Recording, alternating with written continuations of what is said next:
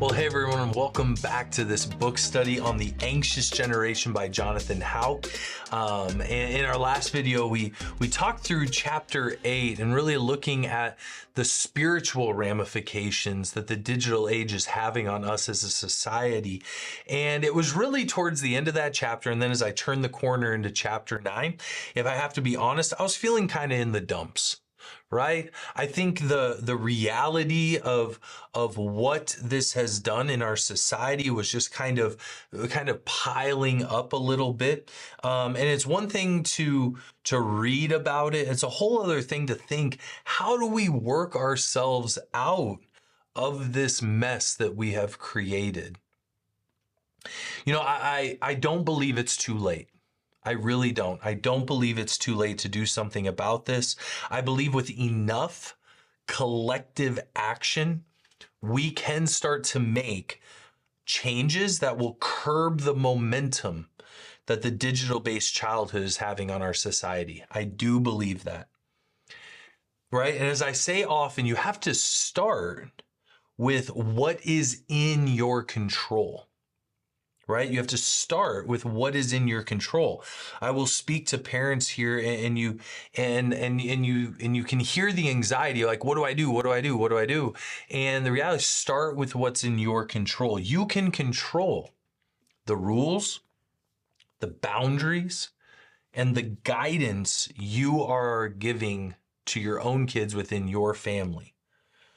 You can control if they have gaming consoles, cell phones, social media. How much time are they allowed to be on those games? Are you going to put those games or allow those different devices in their bedrooms, right? How are they going to be set up? What kind of apps can they download? How many contacts can you can control these things. You are the parent, right? So parents are not powerless in this, but it does require parents to step up to the plate, get informed, gain some skill, and make some parenting decisions. It also requires parents to maybe change their own habits. We need to be setting positive examples of how technology can further the mission of your family while not stealing the mission away from your family, where the digital things become the outlet. Right? The author describes in this chapter 4 main types of collective responses that can help bring about major changes in society.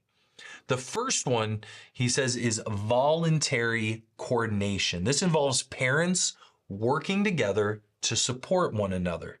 I mentioned earlier that something I am aware of is which one of my daughter's friends have a cell phone, and then what rules does that girl have for that screen.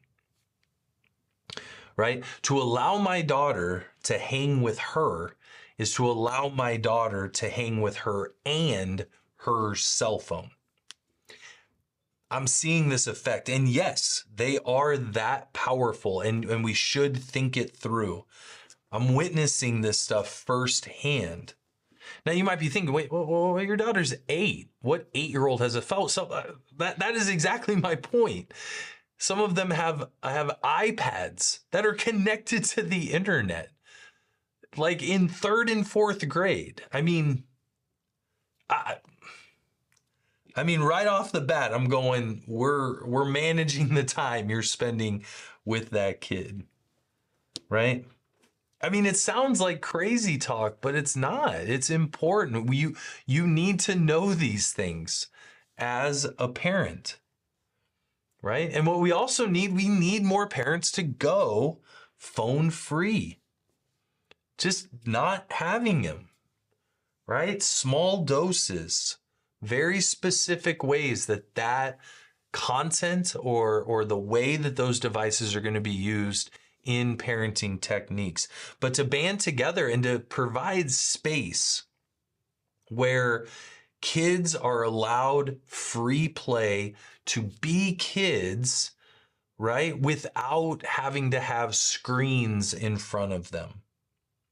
right? Phone-free parents, so kids don't feel left out or weird for not having one, right? More parents that can stand up to those values and not have to give their kids a phone just because their kid keeps begging for it or they don't want them to feel left out. The second has to do with social norms and the moralization. So the reality is only when society starts getting loud do major decisions get made. Like society at large has to care enough for tech companies and the government to make even some changes to how these platforms are built, safeguarded, and operated with child safety in mind. Right? I was watching the Social Dilemma documentary that I brought up in some videos ago. One of the founders and creators of a major popular social media platform will not allow his teenage daughter to have that app. He openly states that it was not built to be helpful to a teen's life, but wildly addicting. He openly says they made it this way. They knew what they were doing and they did it anyway. I mean, this honestly should outrage society and get people talking about how to change the flow of this culture, right? So if you're wondering where to start, my advice is start with your family. Start with your friends, those who you are closest to. Bring it up in Bible studies. Bring it up in your sporting teams where you have social involvement. I will bet there will be more like you in those areas, and then allow those connections to continue to snowball into greater and greater momentum in the right direction. Chapter 9 is the beginning of now asking the question, what are we going to do with the information we've been given, and what are we going to do for the sake of the anxious generation and the generations to come so we can lead, guide, and mentor them well in their digital reality?